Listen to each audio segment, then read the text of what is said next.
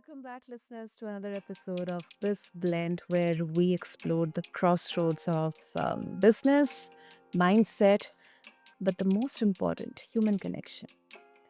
As always, I'm your host, Sana, and today for this episode, we are going to dive into a topic deeply that challenges how we see ourselves at work and in life.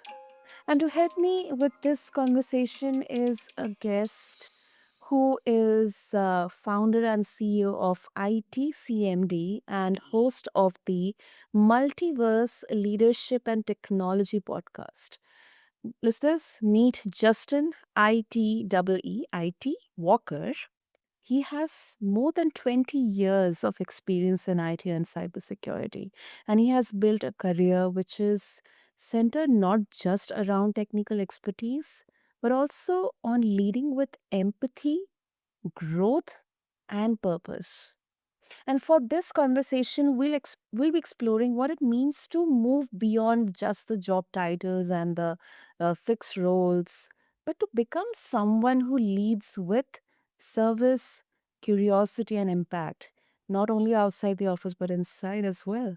So, whether you are an entrepreneur, a founder, or an entrepreneur, or just trying to redefine your sense of self, I am very confident this conversation will challenge and inspire you to become who you were truly meant to be. So let's quickly dive in. And Justin, welcome to the show. And I'm really, really excited for this one.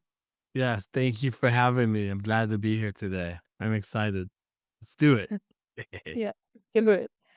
Yeah, so Justin, this is something that I also personally try to believe in.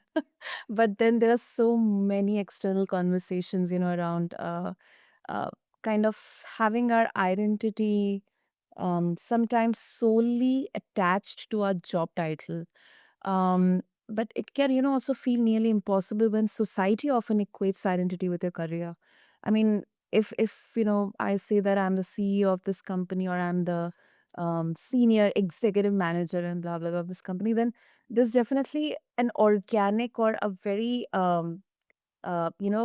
by default respect, subconsciously, unconsciously. So, how did you personally shift away from that mindset? Yes, I will say this too. There's definitely a time and place for titles, but about 90% of the time, it's just one of those things that's kind of hindering us from connecting with the people on a human level. Now, my journey into this has been quite an extraordinary one. That I had to first learn about how about self worth and to lead myself and to understand really who I am, what I value. And I had to learn to value myself because people try and command respect with their titles, but you don't command respect, you don't ask for respect, you show people how to respect you by how you show up for yourself. And I found, and I'm still learning this to this day, that with many people in the world, yes, they live up to they have these titles, they hold them so dear to themselves, but Mhm. they detaches themselves so much from actually being able to help someone else out, meet them where they are, understand who they are as a human being, understand that us as humans are helping run these companies, you know? Mhm. Oh, yeah. That's true. That's true. And because I believe strongly believe, Justin, that more than why is that or how is that, what to do, it's more about the personal, the shared, the lived experiences. So, a bit of a personal question. I mean, was there any specific moment or a realization, uh, or a turning point when you realized that you were more than just the it or the IT person? Yes, there was. Now, this kind of takes me back a little bit to 2023, where I actually overdosed and died, but was able to come back to life and had a voice speak to me, tell me that my journey is not over, that I have work to do. And from that experience, that helped me learn and understand what it meant to kind of lead myself, how to respect myself, how to show up for myself. And doing that, I had to learn how to build systems in my life that help me show up, such as fitness, such as going through therapy and healing, because the way I was showing up was very unhealthy. I mean, I had to die because I was so unhealthy. So I really had to figure out how to change things around. It looks different for everyone, but kind of forward to right now, going through that therapy and going through that journey and doing the fitness, doing the work, being showing up for myself, just doing things step by step each day, and help build self confidence in myself to realize what I'm worth, what I'm capable of, what I can do, and what I can offer others. And in doing that, I learned that how I interact with people changed. I wasn't just so reactive to people like, oh, why are you talking to me like that? Oh, I don't care what your title is. I had that mindset, but realizing that from me changing the way I showed up and talked to people really changed how they interacted with me. And I was able to kind of change that interaction and get more, I guess the word is I was talking earlier about the respect. Respect myself, I respect them, then we respect each other. But it's been a long journey of just trying to figure that out. Oh yeah, that's I Not easy. yeah, it's not easy. Some days you don't want to do anything. Some days you're angry, you're mad. Other days you're happy and excited. It's okay. Yeah, absolutely, absolutely. I mean, after all, we are all humans, so yeah, it's okay. Yeah. We have to remind ourselves of that. We forget, like I forget that sometimes. I forget that I'm talking to another human being. I don't know what they've been through or what happened to them or what healing they've done. I just know that they may be in pain. I don't know what's going on with them. All I can do is be me and show up for me to show up for them. Hmm. Um, Justin, h- you have said that before that service, uh, and learning should come first. So, what does that look like in real life? When it's kind of a hard line, like deadlines are there, then about the culture, office politics, and also competing priorities when they are at play. Yeah. So the thing with that is I mentioned earlier how you show up for yourself and where you are in your healing process really makes a difference to what companies you're attracted to what tribe you're attracted to. So what I mean by that, if you haven't done any work on yourself and you're still reactive and you're scared, you don't know who you are, you're gonna find employers and jobs that are kind of within that same realm. It's like you find have a toxic relationship. That doesn't just go with a significant other that goes with an employer also. Yeah. So when I say that, and if you have that relationship with the employer, more than likely, that's how the meetings are gonna go. That's how the conversations are gonna go. No one's gonna listen to you or take you seriously. So once Mhm. you've done the work, you may have to find a different place to work so that you can find a place that fits who you are now, not who you were then. And that's something very important for people to understand because if you don't, and relates back to your question, it's really hard to have an impact and get people to listen to you and find all those day-to-day tasks, things that you don't want to do because you start breaking down, you start losing yourself, you get stressed out. You think people are yelling at you, but they're yelling to you about the task at hand, and you just take everything so personally.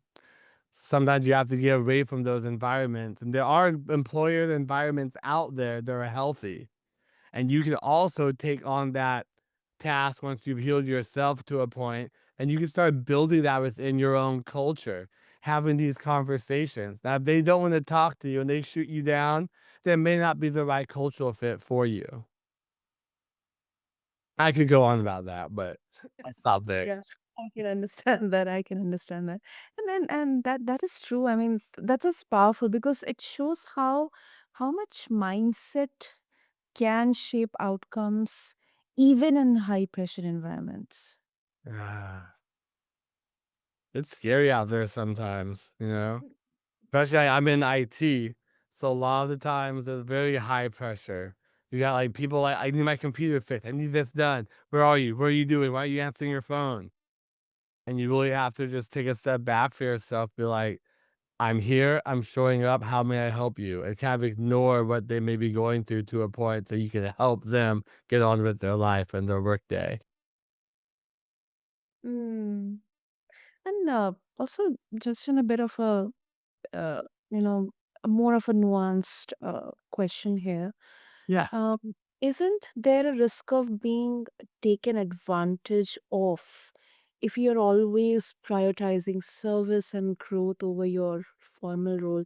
I mean, traditionally it is perceived, like um, um, aspects like intuition or service more coming from an empathetical perspective. It's looked as, it's weak or it's vulnerable, it's soft. uh, Yeah. do you think that some people might see that as overextending yourself? So 100%. I actually used to be that person. I felt that way and went through that. But what it comes down to is like I said earlier, how you show up for yourself. Once you're grounded, knowing who you are, what you stand for, and what you bring to the table, then you show up differently when those things happen in your life. So like for example, you're talking people taking advantage of you.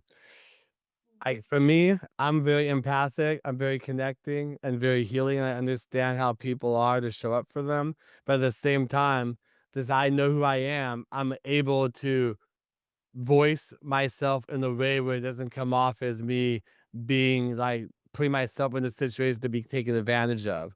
So I can voice up, speak my opinion in a healthy manner that's not aggravating or angry or whining or in a way that people are like, oh, well, it doesn't matter what he says.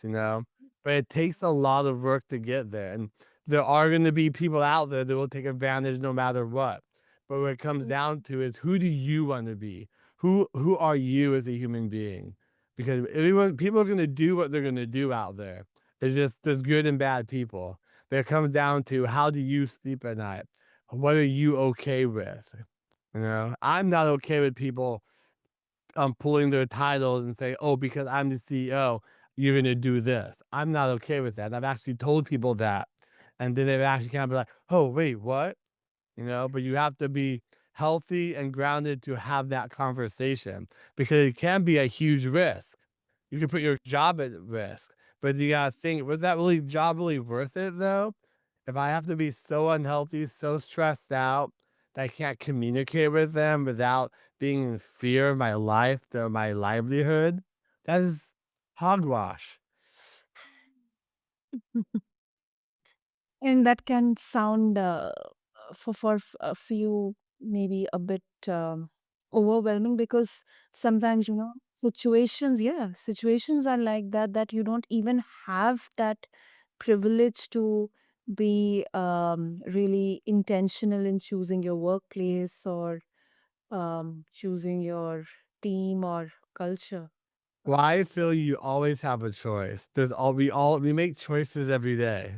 We always have a choice. We can choose violence or we can choose health. Maybe that's extreme, but that's how I see it. Yeah, yeah, I agree with you. I definitely agree with you. Some days you choose violence, but that doesn't always go over very well. Yeah, that is true. Absolutely. No doubt in there. Yeah. And now let's talk about the way forward, Justin, the Yeah. solutions here. For someone who may not be familiar with this idea of becoming who you are meant to be, maybe a little intimidating. What do you think are some few steps or approach that they can, start with any kind of mindset shift or any habits or practices that have worked for you and you would like to share with them? Yes, 100%. No, it is scary. It's painful. It's exhausting. And like, it's not for everyone. But for those who actually want a change in their life and feel they need a change, then there are some steps that I've taken that may not work for you, but you have to understand as a human being, you have to find what works for you. So if you're not doing anything, then try what I've done. I'm going to explain to you and see if it works. But I always say you have to start with fitness. And that what that looks like in the beginning when I first started, I started taking 15-minute breaks at work. Whenever I got a lunch or a break, I would walk on those breaks every Wow. time to get out of the chair to start moving. And that comes down to movement. Movement is so important because when you're sitting there all day in the chair and you're just doing one task or two tasks over and over, you're like in this brain, you're like a zombie and you're focused, you're not moving, and it's so unhealthy. So just start with getting up, moving. At one job, I used to every hour I would get down and do push-ups or sit-ups every hour, and I got some of my other employees to do the same thing. Ooh. We just did like 5 or 10, just something small to start. And it just really helped us to start feeling better, to give us that energy to start saying, oh, well, I did this. I have this habit now. Let me try something else. But you want to start small because if you start too big, it's not something that you can, um, what's the word I'm looking for? Not something you can, that will last in the long run. If some people, everyone says, "Oh, I'm gonna go to the gym 4 days a week. I'm gonna feel better." You're not gonna go 4 days a week if you just started. So just starting small and then working up to maybe then going to the gym. That's what I did. I went to the gym 1 day, 2 days. Now I'm going 5 days. But just I feel fitness and movement and mobility is the most powerful thing you can do for your mindset and healing. And there's all other stuff people say, meditation, martial arts, boxing, whatever something you can find that you can do long term. But it starts with fitness, starts with moving. I love that idea, because even if it's not some specific focus movement, at least a walk or a quick, cardio or weight, it can really, really make you feel refreshed. Yeah, people understand that what it does to the mind, the endorphins. Like if you were standing, do like 5 jumping jacks. All of a Yep. sudden you have this like energy, you're like, "Ooh, I feel amazing." You know? Yep. That That's little true. that little bit, that's that little bit. Start small, tiny little steps. And you'll be amazed what you can achieve in a day, a month, a week, a year, you know? Yeah, totally, totally. You just have to start. You just have to start. Sorry. No, no, nothing. And you are absolutely right, Justin. It doesn't have to be like, um a 90-minute or a 3 month, this num you know x number of weight kgs have to be lost or something like that. It can be started with very small steps, because um sometimes when we are kind of pressurizing our bodies and minds to get into a particular habit that's kind of changing our routine, it can be really overwhelming, and then it's kind of our mind begins to think, okay, maybe let's take a break today and then I'll go to gym tomorrow, or I'll go for running tomorrow. You won't And do it then tomorrow. exactly, exactly. So I think starting small baby steps, 5 minutes, 10 minutes, 15 minutes, half an hour, it can really help you in building that consistency and that habit. It really can because I started off by trying to do the unachievable, 90 days, 4 days a week. It didn't work. I failed every time. I felt like I failed myself. But I was just saying it the goal too high without building up to it first. Like, and just in if our listeners they would like to connect with you, learn more about your work at ITCMD and also listen to your podcast, Multiverse Leadership and Technology Podcast, what will be the best way? Yeah, so they can reach out at multiverseleadershippodcast.net, or they can find me on LinkedIn and my website, Justin ITee Walker.net. And then you can send me a message, and we'll be glad to have a conversation just to kind of see where you're at, what you need help with, and kind of go from there. Build the relationships. We're really big on building relationships. It's something to be kind of forgotten about. To kind of like all of a sudden, like, oh, you want to buy or sell something? First, you need to build the relationship and see if you guys fit and if you connect well. You know? Yeah. Yeah. Wonderful. Justin, I'll make sure to have all the links in the show notes. And Thank you. thank you. Thank you so much for this frank, raw, very real conversation, reminding us that we are so much more than our job titles. I believe this discussion really highlights that growth not only focuses on just what we are doing, but it's more about on who we are becoming because we are all human beings. So thank you so much. Thank you so much for having me. It's been a pleasure. Huh. And to all the listeners out there, if you want to connect with Justin and learn more about his work at ITCMD, just refer to the show notes and go listen to his podcast, Multiverse Leadership and Technology. Just refer to the links in the show notes. And with I would like to conclude this podcast with few words from my end that whether you are working a 9 to 5, you're building a business or figuring out what's next, your identity is bigger than your role. So keep leading with service, curiosity, and purpose, and watch how it transforms not just your career but your life. It will take time, but the results are going to be all about sustainability. So, thank you so, so much for tuning into this episode of BizBlend. I'm Sana, and I'll catch you in the next episode. Thank you.